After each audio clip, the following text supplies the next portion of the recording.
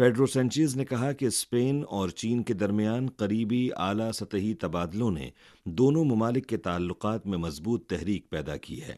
Spain چین کے ساتھ جامع strategic شراکت داری کو بہت اہمیت دیتا ہے۔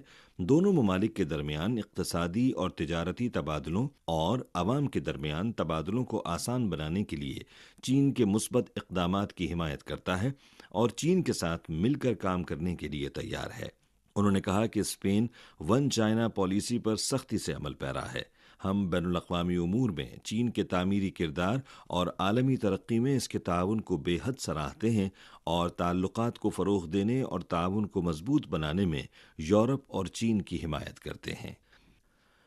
19 فروری کو فلپائن نے بحیرہ جنوبی چین میں خلل ڈالنے کے لیے بیرونی ممالک کے ساتھ تعاون سے ایک نام نہاد مشترکہ فضائی گشت کا اہتمام کیا اور عوامی سطح پر اس کی تشہیر